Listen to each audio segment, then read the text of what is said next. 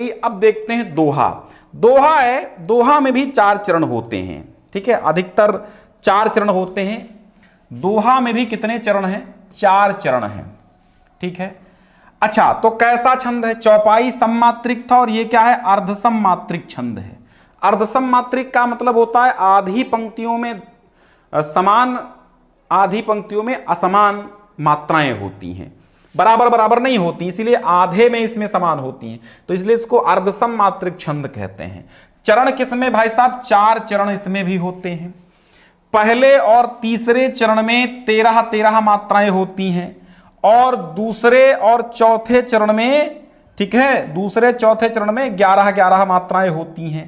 सम चरणों के अंत में गुरु और लघु का होना, गुरु और लघु होना चाहिए, यानी लघु और गुरु और लघु होना चाहिए। गुरु और लघु मतलब ये मात्रा आखिरी में दोहे में जरूर होती है। समझो, दोहा कैसा छंद है? अर्धसम मात्रिक है।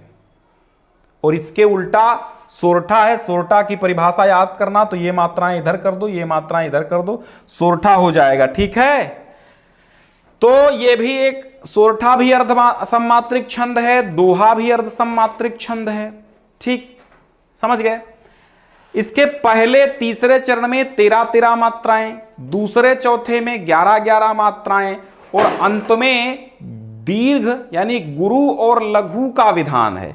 लेकिन सोरठा में गुरु लघु का विधान नहीं है, बस इतना अंतर है सोरठा में।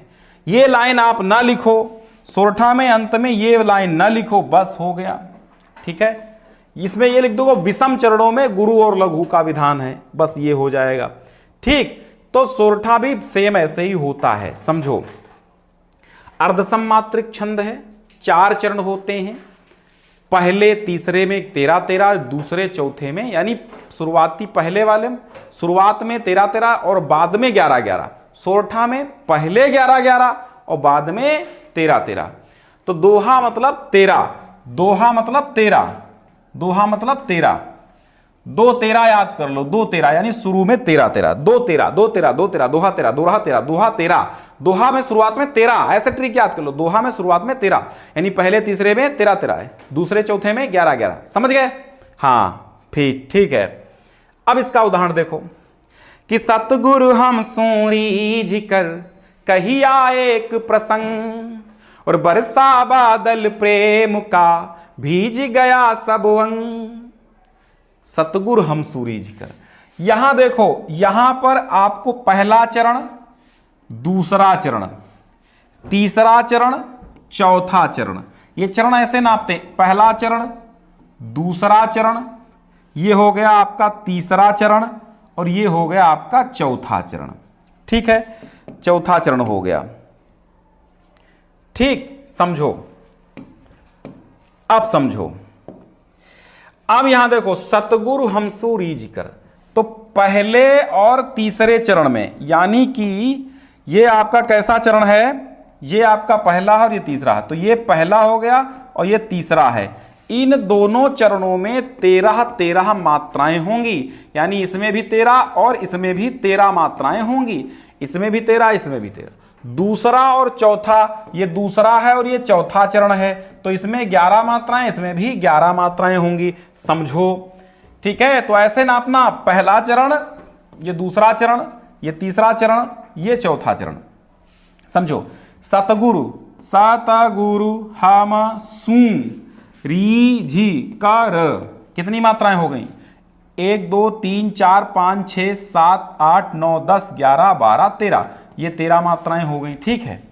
कहया, कहया, तो यहां पर 1 और 2 3 4 5 प्रसंग, प्रसंग, तो 1, ठीक है। अब ये जो हमने बताया था गुरु और लघु का विधान है, तो ये हो गया आपका गुरु और ये हो गया आपका लघु, इसका विधान है। तो यहां 3 3 6 3 9, ठीक है। कहया, अच्छा यहां पे सुनिए, यहां पे ये आधा हा है, इधर आ जाएगा। कहया 4 2 6 3 9 1 10, अच्छा प्रसंग, प्रसंग 1, अच्छा यहां पे देखिए, यहां पे दो मात्राएं। अब समझ में आया। सतगुरु यहां पे 1 2 3 4 5 6 4 10 1 11 2 13 मात्राएं, ठीक है। और 4 3 7 3 10 1 11 मात्राएं, तो ये हो गई 11 मात्राएं। कहया के यहां आधे हा का इधर मात्रा लगेगा, ठीक है, ये ध्यान रखना।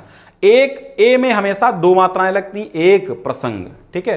प्रा में हल्के से बोलते हैं इसलिए एक मात्रा, संग डबल हो जाएगा, और गा में एक मात्रा। बरस्या बरस्या, तो यहां पर रा बादल, प्रेम यहां का। अब यहां देखो 3 3 6 3 9, अच्छा 14 हो गई।